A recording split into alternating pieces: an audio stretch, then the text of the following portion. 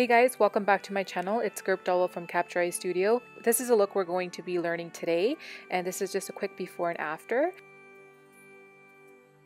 I'm starting off by defining the brows. The reason why I like to do this is because it just helps create shape around the eyes and helps me really see where I want to take the eyeshadows.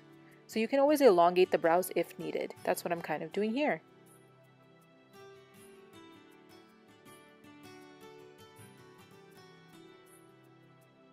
Next, I'm going to prime the lids as per usual. You want to do this because this is going to help the shadows stay on longer and be really vibrant. I also put down some tape to help me create a clean edge. You want to take a soft brown and work this into the crease, and this is going to help you create some dimension. And I'm just taking a fluffy brush to apply this. If you need to, you can lift the eyebrow like this ever so slightly, and it just helps you get into any creases. For the lid as a base, I'm going to be using these NYX jumbo pencils. This one is first in gold, and then the next one I'm going to be using is like a green shade. The reason why I'm putting this down first is because it's a little bit sticky. It helps the eyeshadows just apply better and they become a little bit more intensified. So this is a really cool trick, and these jumbo pencils are very inexpensive and they work wonders.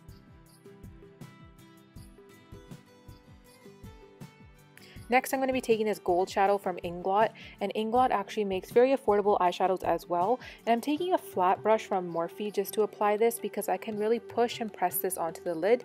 Again, you're going to see that I am lifting the brow area ever so slightly because that part of our eye can have some folds in it, and this just helps me get into those little folds. For the outer corner, I'm going to be using Makeup Geek eyeshadow in Envy, and I'm going to be patting this on first.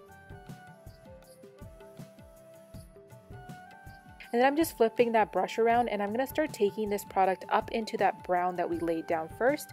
And when you're doing this, it's just going to help create a smoky effect without having to apply too much product up there. Whatever's on the brush, you really want to sweep that upwards and mingle it into that brown.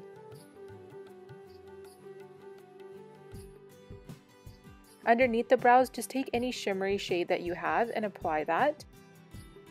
For the outer corners, I want to intensify them a little bit more, so I'm taking a really small brush and using a black eyeshadow and pressing that into the outer V.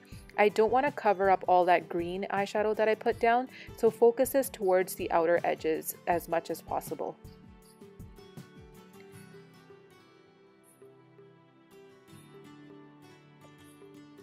Make sure you take a fluffy brush and clean up any edges and really blend out everything.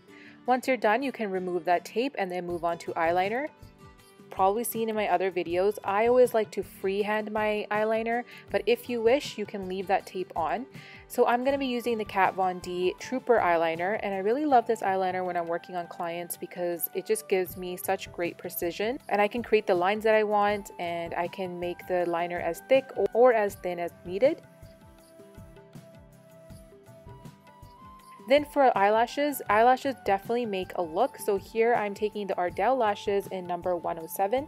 These are very full all the way throughout, and they kind of wisp out towards the edges, which I really preferred on my model here. So this is the eye look so far, and I love how it looks. I just love that gold color, it really pops. Make sure you always clean up the skin on your model or your client before moving on to doing anything on the skin, especially when you're working with dark eyeshadows. For the skin, I am going to be using a primer. I'm using Benefit Professional because this just helps fill in any pores and fine lines and really creates a really smooth canvas. My model had some discoloration around her mouth area, which is completely normal. It happens to a lot of us. So I'm just applying some orange concealer mixed in with a 05 concealer from NYX, and I'm using a little bit of that underneath the eyes as well. Just putting a small amount of this underneath the eyes has really made her skin look more fresh and even, and I'm just going to be blending this out with a damp beauty blender. The goal here is to create an even canvas, and sometimes you think, okay, maybe I need to load up on the product. That's not necessarily the case. You always just want to apply it in the right places. For the foundation, I am actually mixing together two shades because I want it to really match her neck and the rest of her tones. So I'm taking these two shades from Smashbox, and I'm going to be stippling this on with a stippling brush and then patting it out with the Beauty Blender. I just like this technique because it helps me really control the product and I can just maneuver it wherever needed.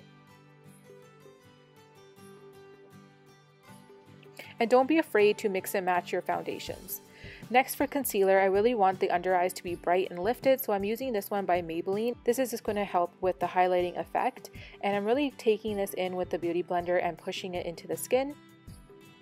For the cream contour, I love my Motives Cosmetics Sculpt series. I'm just using that in the hollows of the cheeks and then setting the whole face with the powder. You can use any powder, and again, if you do feel like your skin is looking a little bit too light or too dark, you can modify that with the powder. So use a darker powder or a lighter powder. Underneath the eyes, I really want to set that area, so I'm using the Laura Mercier translucent powder. And this is just going to help the eyes look really light. And to counter that, I'm going to be bronzing up the skin a bit by using MAC Matte Bronzer. And this is an amazing bronzer. It just really warms up the skin tone without being too overpowering. And I'm just using that in the areas where the sun would naturally hit the skin. Once that's done, I'm just brushing away any of that extra loose powder. I'm gonna go in with some blush, and I really like the peach and pink tones when I'm working with greens. It just looks amazing together, so I just applied that all over the cheeks.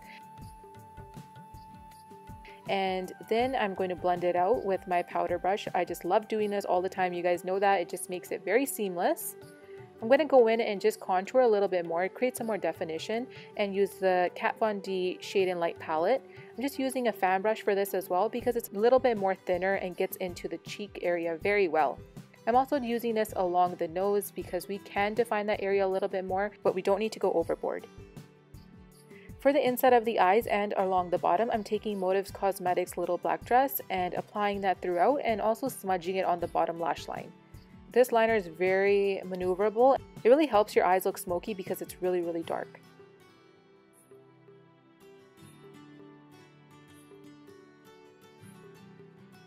Underneath, I'm going to be taking this liquid shadow and just applying that and smoking it out even more. It's a really pretty copper tone. I really love how it picked up with the black eyeliner.